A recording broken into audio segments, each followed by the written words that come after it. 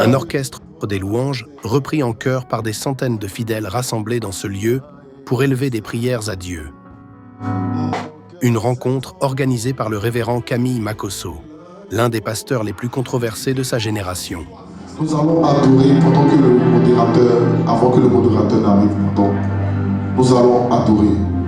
J'aimerais qu'un enfant de Dieu puisse s'abandonner.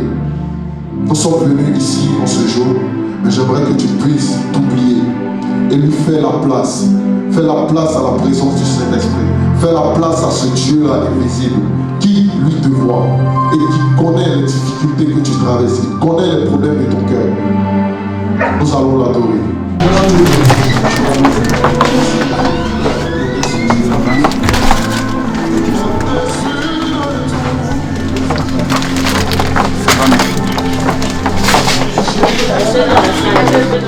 Après plusieurs heures d'attente, le général Camille Makosso fait son entrée triomphale, tel un chef d'État accueilli par son protocole dans la salle. L'homme de Dieu, parti de Côte d'Ivoire, son pays d'origine, pour délivrer, soigner et guérir, dit-il, les âmes de ses nombreux adeptes d'Île-de-France.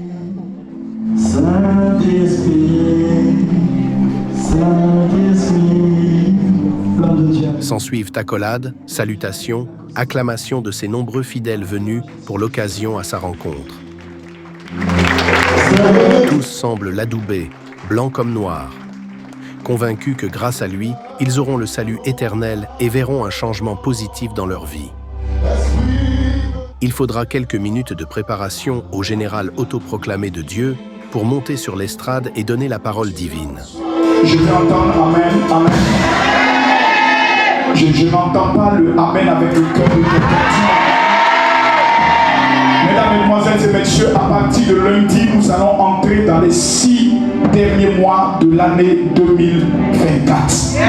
Je ne sais pas ce que les 6 premiers mois t'ont donné, mais je suis convaincu d'une chose, c'est que les 6 prochains mois, le Nélo, Vinanga, éco-changé, ce qui veut dire aujourd'hui, ta vie va changer, va se manifester dans ta vie. Je ne sens pas le Amen de quelqu'un avec le écoute-moi très bien. Les choses qui étaient impossibles dans ta vie, à partir d'aujourd'hui, je ne dis pas demain, je dis à partir d'aujourd'hui, les choses qui étaient impossibles deviendront possibles parce que Dieu se lève pour toi. Écoute-moi bien, ta détermination en ces jours va provoquer l'authenticité de Dieu dans ta vie. Ta détermination. Le moment de ne plus regarder ton voisin, le moment de ne plus contempler ton voisin, mais c'est le moment d'élever tes deux mains vers celui qui t'a créé, celui qu'on appelle Elohim. Après un long prêche, il procède à la délivrance des esprits habités, selon lui, par des forces maléfiques, des personnes qui seraient ensorcelées par les membres de leur famille ou des proches par jalousie de les voir réussir dans la société. C'est l'histoire du commando de tout le monde. Et je te vois les mains levées vers le ciel. Simplement, je vais tester, je vais palper la présence de mon Dieu. Je vais tester, palper sa présence. Il est ici et il est dans cette rangée. Commando, commando, commando.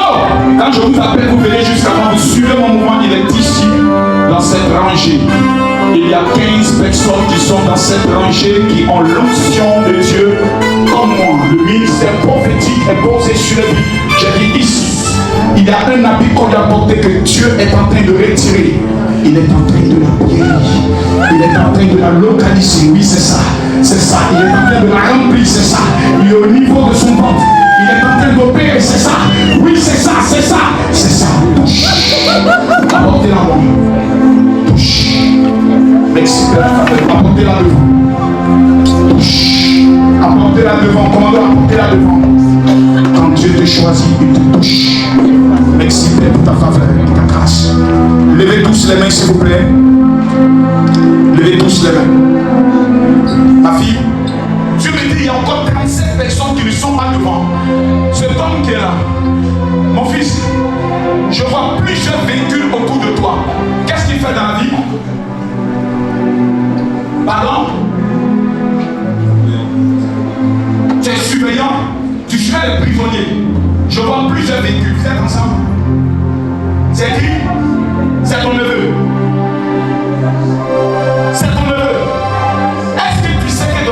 privé tes Dieu va le bénir. Est-ce que tu as déjà travaillé sur ce projet? Je vois exactement 7 véhicules. Dieu me dit dans ce projet, il va ouvrir des portes extraordinaires pour toi. Il y a quelque chose de puissant. Tu es sur la vie de cet homme. Tu es sur la vie de cet homme. Lève tes deux mains s'il te plaît. Je veux voir tes deux mains, seulement tes deux mains. Dans 3 jours, tu vas enterrer une femme. Cette femme a enterré l'étoile de 7 autres femmes dans la famille. Et Dieu me dit par ta présence, cette sorcière meurt. Grâce à toi, tu vas l'enterrer, je dis, dans 3 jours. Parce qu'à partir d'aujourd'hui, la grâce de Dieu est sur ta vie. Merci de ta grâce. Apportez-la devant. Lève tes deux mains, ferme tes yeux. Éternel, Jésus. Jésus-Christ, c'est toi qui es le Dieu vivant. Envoie le Saint-Esprit sur la tête de chaque personne maintenant. Et que l'onction de la percée, de la gloire et de la faveur coule maintenant sur les vies. Saint-Esprit, coule maintenant sur les vies. Saint-Esprit, coule maintenant sur les vies. Saint-Esprit, coule. Fire! Ça fait quoi? Comme un néon. Maximilien, même pas derrière elle. La personne qui a touché ton bras aujourd'hui tombe au nom de Jésus. C'est fait. Amen. C'est pour lui. Il va même jusqu'à guérir une patiente qui souffrait d'une douleur osseuse au bras depuis des années. Qu'est-ce qui se passe? Ça va, c'est parti. Pardon? C'est parti la douleur.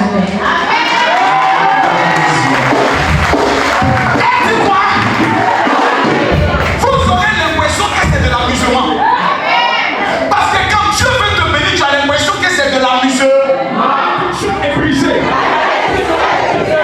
J'annonce et je déclare tout malheur qui a été lancé dans ma vie pour m'empêcher d'évoluer, d'avancer. Ce soir, malédiction, tu es brisé. Oh Dieu, je déclare à partir d'aujourd'hui, ma vie connaît une élévation, une percée, une gloire. Au nom de Jésus. Au nom de Jésus. Au nom de Jésus. Quelqu'un me dit Amen 3 fois. Voilà. Que chacun d'entre vous prenne sa carte bancaire. Si tu n'as pas ta carte bancaire, prends ton chéquier.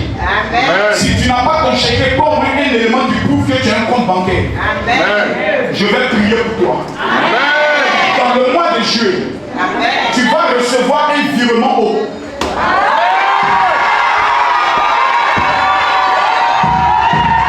Si quelqu'un me dit Amen, je vais prophétiser. Si quelqu'un me dit Amen, je vais prophétiser. Sur ces images, on peut le voir bénir les cartes bancaires de ses fidèles qui se jettent sur lui en nombre, leur promettant la fortune et la réception d'un virement bancaire qui changera leur vie dans les prochains mois.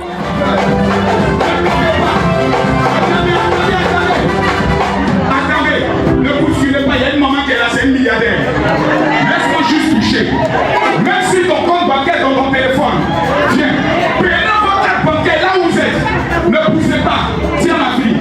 Ceux qui ont déjà été touchés, laissez-les repartir. Je veux simplement toucher ta carte bancaire. Je prophétise que l'onction de la richesse qui est sur ma vie puisse se localiser. Celui qui vient, tu seras millionnaire. Je déclare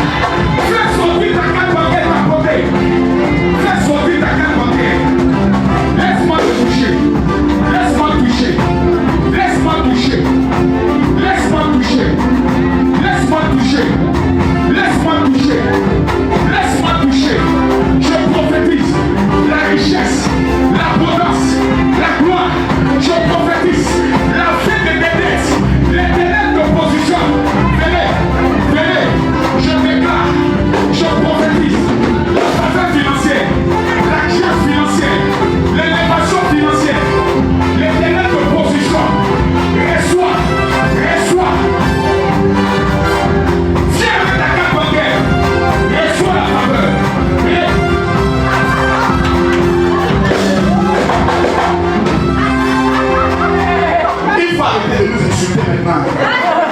On sait que Dieu t'a béni, mais il faut que ça s'arrête maintenant. 1, 2, 3, 4, 5, 6. Hey maman, viens, je vais toucher encore. Reçois la faveur et la grâce au nom de Jésus. Démonstration de force ou pur cinéma.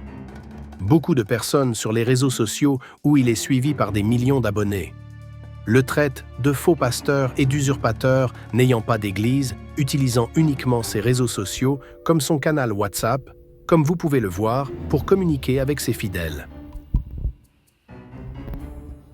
Nous sommes dans le mois de la mort et j'aimerais faire cette prière pour ta vie et pour la vie de tous mes enfants spirituels. Je prophétise que tout esprit de mort qui osera s'élever contre ta vie en cette fin d'année est brisé. Je prophétise que le sang de Jésus, pendant que je parle, que le sang de Jésus couvre ta vie et ta famille. Je brise tous les autels de ta famille maternelle et paternelle qui parlent contre ta vie. Je déclare maintenant qu'avant la fin de ce mois, Dieu que je sais ouvre une porte dans ta vie afin que tu sois la tête et jamais la queue.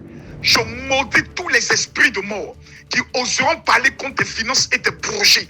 Et je déclare que le sujet de prière qui te tient à cœur depuis le début de cette année, l'Éternel exauce. À mon 6e jour de jeûne, je prophétise la faveur, l'élévation, la grâce et la bénédiction sur ta vie au nom de Jésus.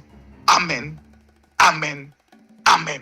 Malgré son accord de principe et nos multiples échanges, le général Camille Makosso ne donnera malheureusement pas de suite pour l'enregistrement d'une interview. Comme convenu, faisons un flashback à la 6e minute. Regardez cette dame qui a miraculeusement été guérie d'une douleur osseuse au bras. Ça fait quoi? Comme un néon. Maximilien, mets-toi derrière elle. La personne qui a touché ton bras, aujourd'hui tombe au nom de Jésus. C'est fait. C'est fait. C'est fait. C'est fait. Amen. Secoue-le. Secoue-le. Bien. Bien. Bien. Demande-lui. Demande-lui. Qu'est-ce qui se passe? Qu'est-ce qui se passe? Ça va, c'est parti. Pardon? C'est parti la douleur. C'est quoi? Vous aurez l'impression que c'est de l'amusement. Parce que quand Dieu veut te bénir, tu as l'impression que c'est de l'amusement. En fait, elle fait partir du staff du général Camille Makosso et visiblement sur ces images tournées au tout début de la convention, avant l'arrivée du pasteur, et le remplissage de la salle avait bizarrement l'usage de ses deux bras, comme en témoignent ces images. Connu pour ses interventions provocatrices et souvent déplacé sur les réseaux sociaux et dans les médias, il a suscité de nombreuses critiques. Makosso utilise fréquemment des discours polémiques pour attirer l'attention, ce qui lui vaut d'être qualifié de faux pasteur par ses détracteurs. De plus, ses méthodes non orthodoxes et ses déclarations controversées ont habituellement choqué le public et les médias. Qui aiment critiquer les autres. Des gens qui aiment... On l'aime ou on l'aime pas, mais moi je l'aime. Je l'aime pourquoi? C'est quelqu'un qui affiche sa malhonnêteté. Ah oui? Il l'assume. Sa malhonnêteté. Oui. C'est-à-dire? C'est très rare sur cette terre. Il l'affirme. Il dit je suis malhonnête. Ah, il le dit. Mais il le dit. Vous ne comprenez pas français. La marmaille, c'est quoi? Ah, la marmaille, c'est de la malhonnêteté. C'est l'art de celui qui maîtrise les dribbles, les feintes. Il l'affiche. Et il l'enseigne. Il capitalise ça. Ouais. C'est ça qui lui rapporte de l'argent. Ça, il faut être surdoué pour faire ça. En temps normal, quelqu'un qui dit « je vous mens », vous n'allez pas lui donner l'argent. C'est ce qu'il dit. Vous n'allez pas, je suis dans la marmaille, mais il est riche. L'argent ne tombe pas du ciel, on lui donne. C'est ça. C'est-à-dire qu'il a réussi à faire de son art, La marmaille. de la marmaille. La malhonnêteté, selon vous. C'est ce que je pense. Parce que la marmaille, c'est ça. C'est ça. Feinter les gens, dribbler les gens. Il assume ça. Il y en a qui le cachent, Ouais. Et qui Qui le le font font en catimini. sourdine et tout. qui font n'importe quoi en sourdine. respect, quoi. Moi, c'est quelqu'un que j'aime beaucoup. Vous J'aime êtes... beaucoup. Parce qu'il vole personne, finalement. Même il y a des gens qui m'amènent des messages, oui, général, oui, il était sur le plateau, il dit Makosso est malhonnête. Moi, je vous ai dit, je suis honnête. Depuis que vous m'entendez sur les réseaux, je vous dis que moi, je suis un homme honnête. Moi, j'enseigne la marmaille. C'est l'art de la stratégie, de l'intelligence et de la contre-intelligence. Mais on a dit quoi de mal? Et donc, moi, de venir m'asseoir pour venir répondre à papa, mais oui, vous êtes malheureux, vous aimez la malédiction sur vos vieux. Donc, moi, qui étais petit, on chantait, qu'on appelle ça, sur blazo, zalo. Non, quand on dit 31, c'est non, sauf dans, comme on appelle ça, dans soirée des gens. 24, on est dans soirée des gens. Parlez dans ce blazo, moi, parce qu'aujourd'hui, maintenant, j'ai pas un avion. Il est venu m'asseoir, puis il dit, oui, j'aimerais parler au grand frère. C'est pas mon grand frère, c'est mon papa. Papa, vous le voyez, joli, c'est pas mon ami, c'est mon vieux père. C'est mon vieux. Donc, même s'il dit Makosso est le diable, je dis, papa, pardon, tu as raison. Moi-même, il est venu chercher une malédiction sur ma vie, je suis bête, quoi. J'enseigne la marmaille. J'assure que je suis le père concepteur, inventeur de la haute stratégie de la marmaille. Et il a offert un cadeau. Et pour ça même, même c'est pas, vous ne savez pas. Attends, je suis allé même plus loin. Voilà, j'ai écrit un livre sur la marmaille. Papa, mais oui, merci d'avoir expliqué les choses. Nous sommes allés dans les rues de Paris prendre les avis des gens sur le phénomène des églises de réveil en général, mais aussi concernant le général autoproclamé de Dieu Makosso Camille en particulier. Alors, bonsoir monsieur. Oui, bonjour. On vous appelle comment? Je m'appelle Aboubakar. Alors, j'ai une question pour vous. Est-ce que vous êtes croyant ou pas? Ok, vas-y. Vous êtes croyant? Oui. Vous êtes de quelle obédience religieuse? Musulman. Musulman. Oui. Alors, est-ce que vous connaissez le révérend Camille Makosso? Oui, je connais. Il est ivoirien. Ivoirien. Oui, alors, qu'est-ce que vous pensez de Camille Makosso par rapport à ses lives, ses interventions sur les réseaux et consorts? Oui, ça va. Il parle bien? Oui, il parle bien, oui, ça va. Non, pour moi, oui, il est bien. Alors, bonsoir monsieur. Bonsoir. Alors, comment est-ce qu'on vous appelle? Moi, je m'appelle Ibrahim. Ok. Est-ce que vous êtes un chrétien ou pas? Non. Vous n'êtes pas chrétien? Musulman? Oui. Alors, est-ce que vous connaissez un pasteur ivoirien qui s'appelle Camille Makosso? Oui, je le vois. Vous le connaissez? Sur les réseaux? Sur les réseaux, oui. Alors, quel est votre avis par rapport à ce monsieur en fait? Après, en vrai, je ne le connais pas bien. Je ne suis pas trop, mais je vois ses vidéos vite fait. Ouais. Parfois, je suis tombé sur une vidéo de lui qui parlait bien des musulmans. Ouais. J'ai apprécié. Après, je me suis dit, je vais regarder ce qu'il raconte, vu que c'est un pasteur. Ouais. Après, j'ai regardé. Parfois, ouais, j'aime bien ce qu'il raconte, j'aime bien ce qu'il dit, mais comme on dit, l'humain, il n'est pas parfait. Parfois, il déraille un peu. Ouais. Après, il rentre dans les sujets polémiques. Et... Parfois, qui n'ont rien à voir avec la religion. Merci beaucoup. Ouais. Parfois, il fait des lives aussi avec des gens. Ouais. C'est pas digne d'un... Désolé, hein, franchement, j'aime pas... D'un homme de Dieu. D'un homme de Dieu, quoi. Ouais. Je suis vraiment désolé, mais bon, c'est mon avis, en vrai. Ouais, même en Côte d'Ivoire, il n'est pas suivi par tout le monde. Beaucoup le taxent de faux pasteurs. Quel est votre avis par rapport à cela? Est-ce que vous pensez que c'est vraiment quelqu'un qui représente la parole de Dieu sur terre? Moi, je dirais que c'est quelqu'un qui connaît bien, qui sait ce qu'il dit, qui n'est pas con non plus. Il sait très bien ce qu'il fait. Il n'est pas con. Ouais, il sait très bien ce qu'il fait. Bon, un pasteur, pour moi, ça doit rester un pasteur. Tu vois? Et tu dis que tu es un homme de Dieu, reste sur les paroles de Dieu, fais des trucs que Dieu demande de faire, et rentre pas trop dans des sujets, par exemple, faire des lives avec des gens. Comment il s'appelle l'autre là qui est aux États-Unis? Le petit là, j'ai même oublié. Le petit Ivoirien qui est sur TikTok, là, qui fait des lives bizarres là. Nick Paul. Nick Paul, merci. Ouais. Pour moi, un homme de Dieu, tu ne vas pas te présenter avec ces gens-là. Les gens, ils vont quoi? Tu casses ton image en vrai. C'est ça. Tu es rentré dans un truc qui est bien, les gens ils t'écoutent, ils te comprennent. Mais après, si tu vas avec des gens bizarres, ils vont dire ah, c'est bon, c'est fini. C'est pas sérieux. C'est pas sérieux. Peut-être ça peut être un vrai pasteur, mais comment il se prend, les gens ils peuvent voir en mode c'est pas un vrai pasteur. Parce qu'il traîne avec des gens, voilà quoi. C'est juste ça. Alors, bonsoir monsieur. Bonsoir. Alors, comment est-ce qu'on vous appelle? Moi, je m'appelle Sissi. Ok. Vous êtes de quelle origine? Congo-Brazza. Congo-Brazza. Beauté. Beauté. Alors, est-ce que vous êtes croyant ou pas? Je crois en tout. Hein. Je suis croyant, oui. En Dieu? Oui, je suis croyant. Et au Congo, justement, on sait qu'il y a beaucoup ce phénomène d'églises de réveil au Congo. Exactement. Quel est votre regard par rapport à ces églises de réveil aujourd'hui? Vous qui êtes en France aujourd'hui. Je suis vraiment déçu parce qu'on n'évolue pas, on n'avance pas, surtout l'Afrique centrale, quoi. On n'avance pas, on est plus focus alors qu'on a plein de richesses, mais on est plus focus sur autre sujet. Alors qu'on a les atouts. On a les atouts, c'est-à-dire les richesses, quoi. On possède beaucoup de richesses et naturelles et autres. Voilà, mais sauf qu'on ne décolle pas jusqu'à présent. On est focus sur le diable, oui, c'est vrai que ça existe dans nos coutumes et tout, en tant que bon tout, africain et tout, on sait que ça existe. On sait que ça existe, la sorcellerie, tout ça, là, et tout, la haine. La haine, c'est déjà la sorcellerie. Envier quelqu'un, c'est la sorcellerie. Mais la pure sorcellerie, on sait que ça existe. Mais là, le problème n'est pas là. Au fait, le problème, c'est qu'on est focus sur ça, mais alors qu'on a les bases, au fait, déjà. Quoi. On a on a les richesses qu'il faut, le pétrole, de l'or, la manganèse et tout. Mais on ne l'exploite pas, quoi. Est-ce que vous connaissez un pasteur ivoirien le plus controversé de sa génération qui s'appelle Camille Makosso? Enfin, personnellement, je ne le connais pas. Mais en étant jeune qui est sur des réseaux sociaux, j'ai déjà vu quelques de ses vidéos. Après, pour moi, je ne le considère pas comme un pasteur.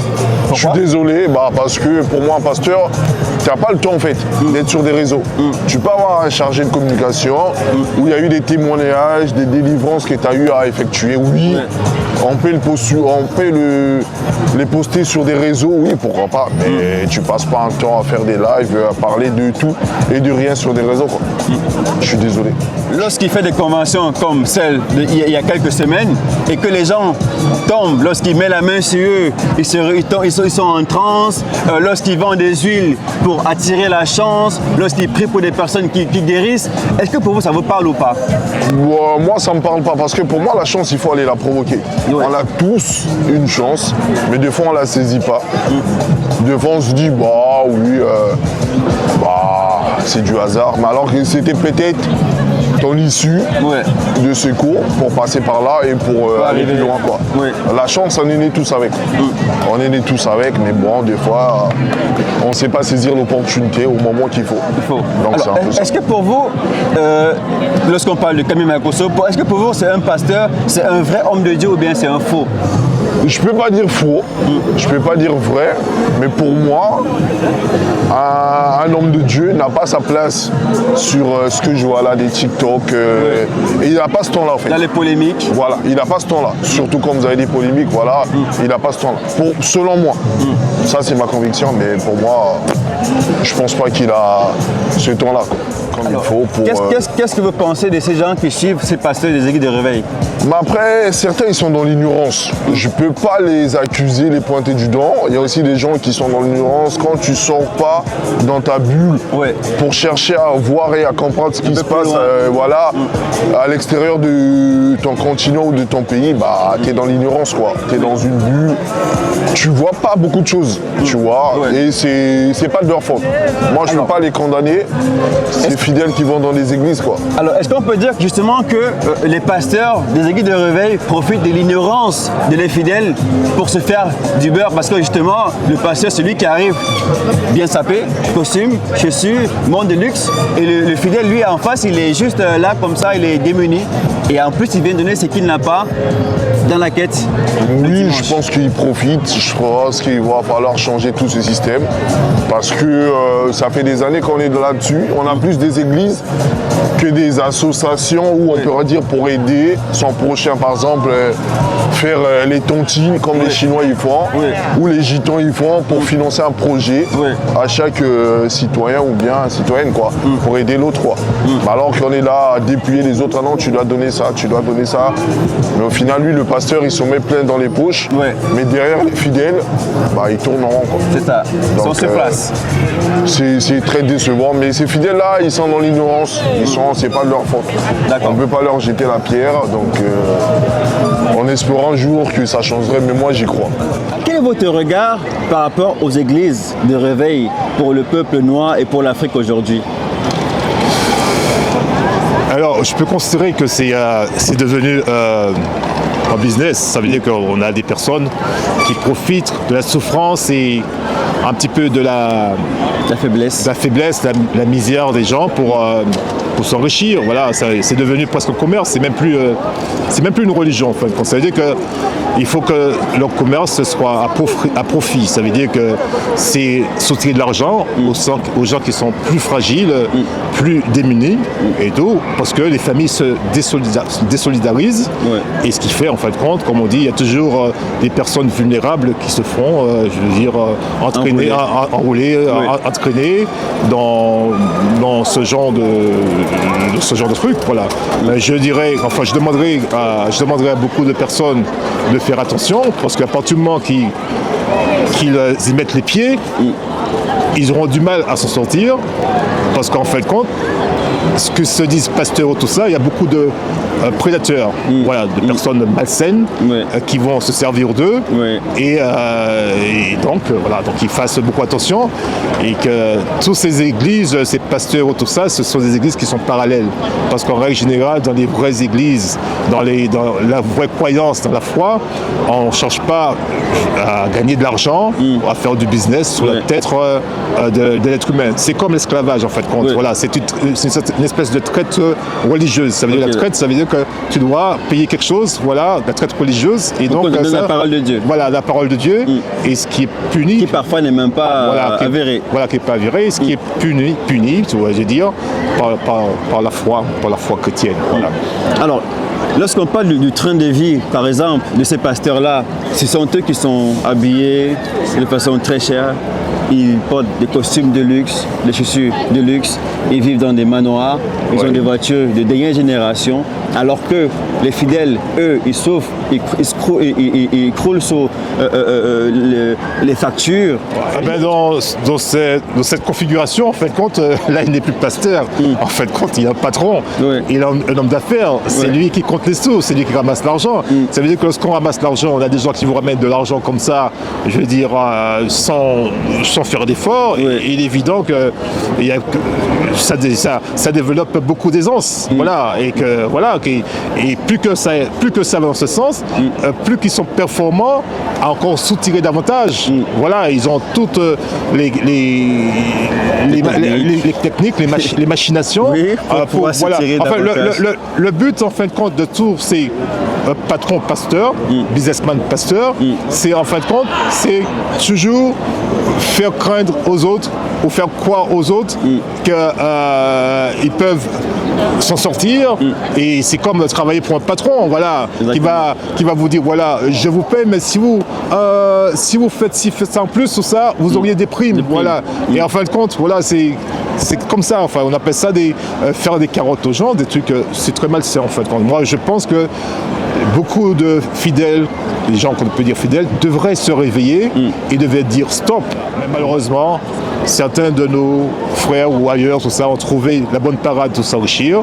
Et puis voilà, et puis bon, ils vont s'enrichir, et puis ils vont enrichir leur famille. Leurs enfants font de grandes études dans des grands pays. Ils vont prendre le pouvoir politique, et ainsi de suite, comme ça. Et puis voilà, c'est tout. Voilà. Donc les gens doivent faire attention, doivent être attentifs. Les fidèles doivent être attentifs. À un moment, il faut qu'ils se réveillent pour se dire stop, moi je veux faire autrement. Sinon, ça va durer vitam aeternam. De moyens, disons que il y a beaucoup de tricheries que lorsqu'on va dans les églises de réveil, enfin, j'ai pu observer qu'il y a toujours des pasteurs qui font des miracles. Mais justement, il y a des gens qui marchent, qui tombent, voilà, et tout ça, voilà, et tout. Et tout ça, ce sont des communautés. Ça se fait en famille. C'est des comités, des personnes organisé, c'est déjà préparé, et que voilà. Et donc, c'est un spectacle. C'est comme un combat de catch. Voilà, c'est ça. Voilà, c'est un spectacle. Et malheureusement, c'est qu'en fait, quand ils ont trouvé la bonne parade pour détourner la religion catholique, chrétienne, la religion chrétienne, je veux dire, à leur intérêt. Voilà. En fait, leur but, c'est de gagner de l'argent. Et comme ça marche, en fait, compte, voilà, et ben, ils continuent dans ce sens. Tu crois en Dieu? Oui. Tu es de quelle obédience religieuse?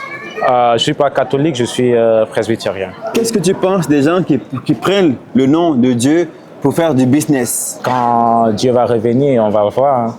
On va voir ce qui va se passer. Moi, je ne dois pas juger les gens. Donc, si tu fais ce que tu fais, c'est toi qui sais.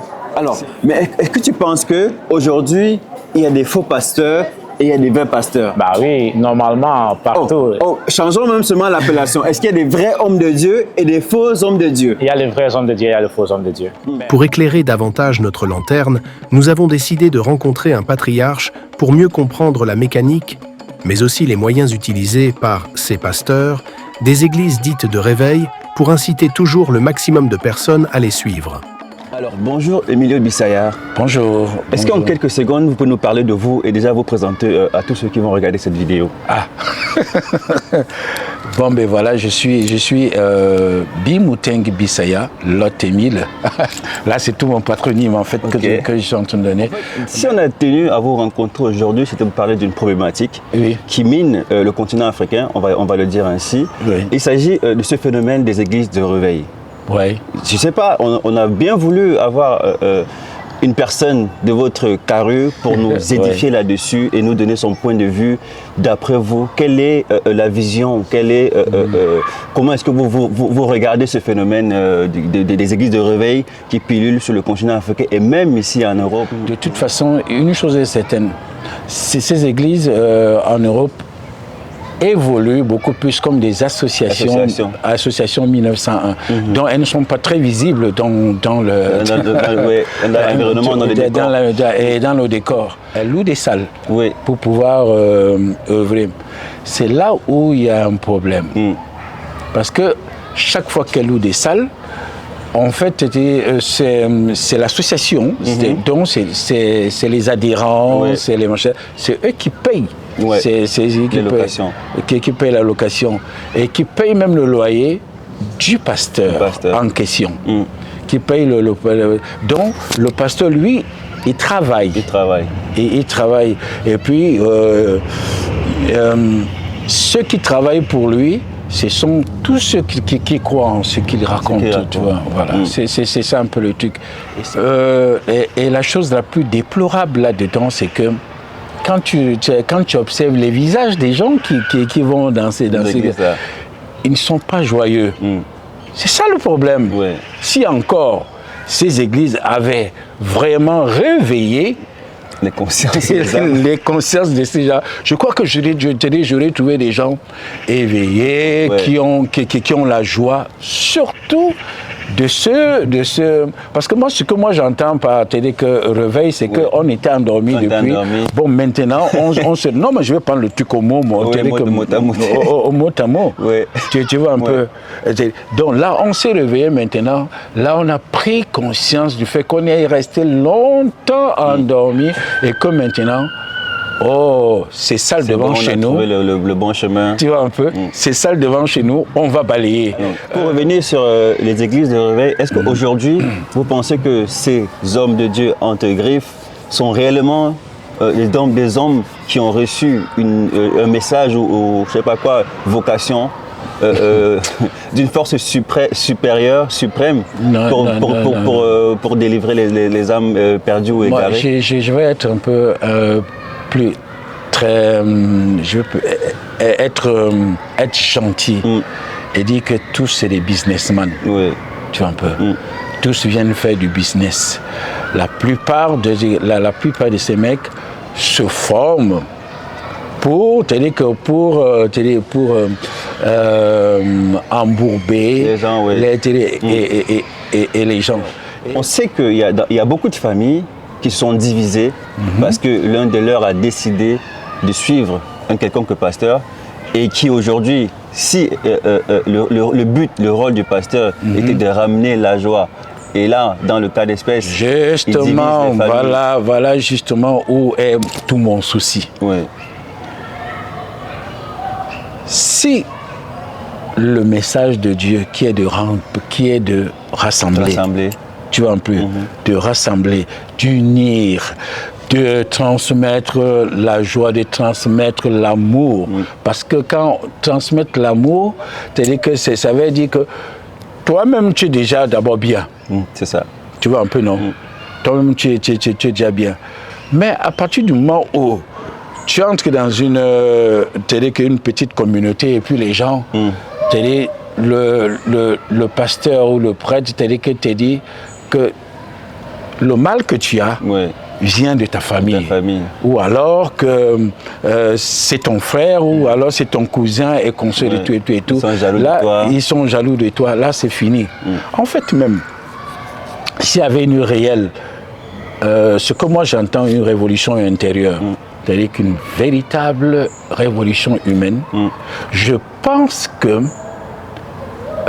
chaque personne n'aurait même pas c'est-à-dire le temps d'accuser l'autre. Au contraire, il aurait les yeux ouverts, vraiment, que les yeux ouverts, et les langues d'aider plutôt l'autre.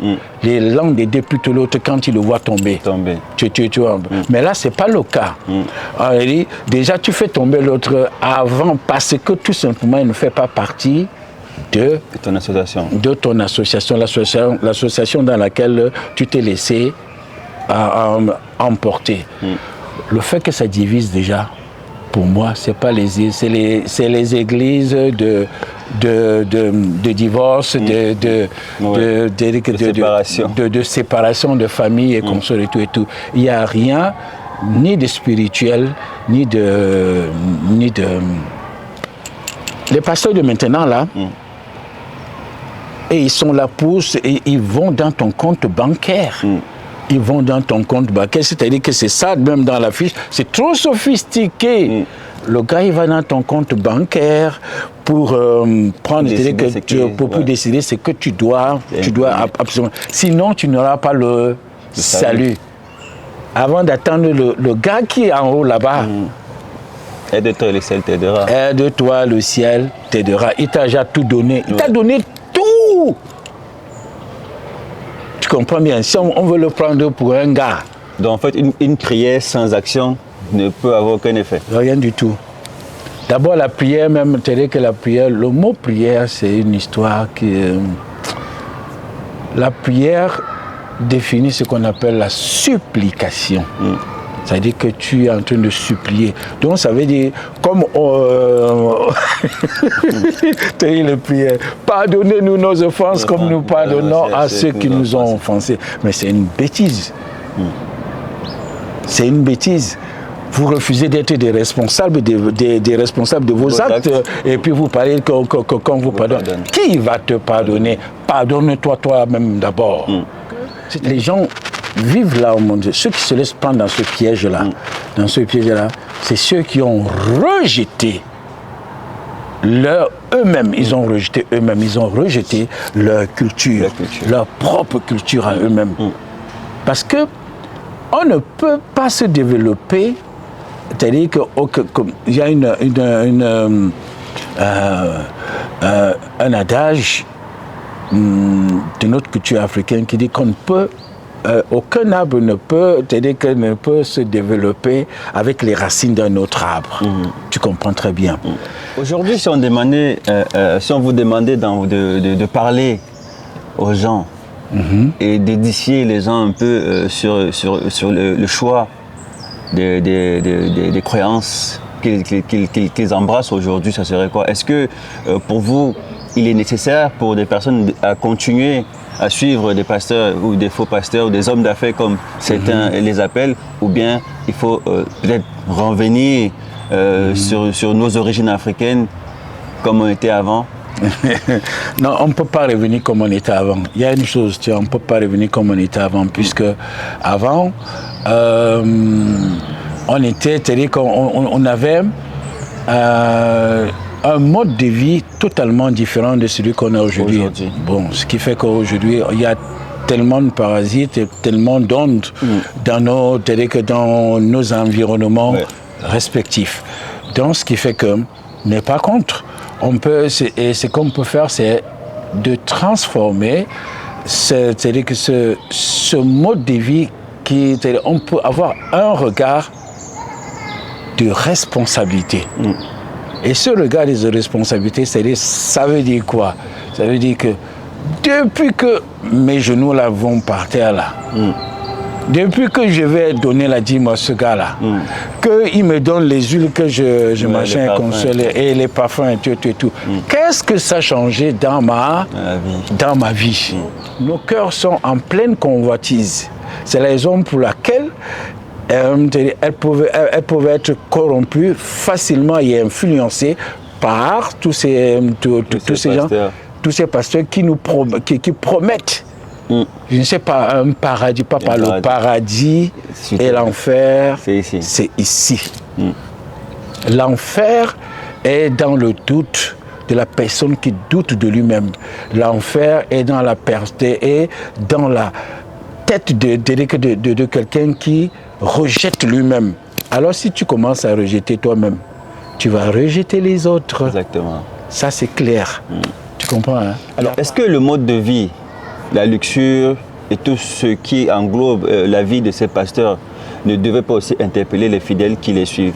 Parce que ce sont eux qui sont tout le temps en voyage. Non, je veux te dire, les fidèles convoitent aussi, ils sont dans la convoitise de cette luxure-là. Oui. Tu comprends très bien. Allez, dis-moi qui tu fréquentes, je te dirai qui tu es. En fait, qu'est-ce qu'ils vendent? Le rêve qu'ils vendent, l'illusion qu'ils vendent aux fidèles du paradis, c'est que vous voyez votre pasteur lui-même il a la plus grosse voiture, il est bien habillé. Lui, il est bien habillé. Il vous demande aussi de bien vous habiller. Mais une chose est certaine, vous oubliez une chose, que lui s'habille bien, oui. il a sa voiture, il investit dans sa société, il investit sur lui, sur les voitures, sur les maisons qu'il construit. Oui. Avec votre argent. Exactement. C'est pas lui, si un de vos membres tombe, un membre de ta famille tombe malade et qu'on se il va se dire on va faire tel qu'on va prier. Alors merci beaucoup pour ce temps, pour cet entretien, pour cet éclairage. On vous souhaite de rester connectés sur Play dans les prochains jours. On va vous ramener de nouveaux sujets comme celui-ci. N'oubliez pas de vous abonner, de partager, de liker au maximum. À bientôt. À bientôt. La question des vrais et faux pasteurs dans les églises de réveil est complexe et suscite de nombreux débats. D'un côté, certains pasteurs sont critiqués pour leurs méthodes controversées et leurs discours provocateurs, souvent perçus comme étant motivés par des intérêts personnels plutôt que par une réelle vocation spirituelle. D'un autre côté, de nombreux croyants trouvent un véritable soutien spirituel et communautaire au sein de ces églises. Il est important de se rappeler que chaque individu a son propre parcours de foi et ses propres critères pour déterminer la légitimité d'un guide spirituel. Les interventions médiatiques et sur Internet peuvent parfois brouiller les frontières entre le spectacle et la spiritualité, ce qui rend la tâche encore plus difficile pour discerner le vrai du faux. En fin de compte, il revient à chacun de réfléchir avec discernement et de se forger sa propre opinion en observant les actions et les enseignements de ses pasteurs. L'ouverture d'esprit et l'esprit critique sont essentiels pour naviguer dans ce paysage complexe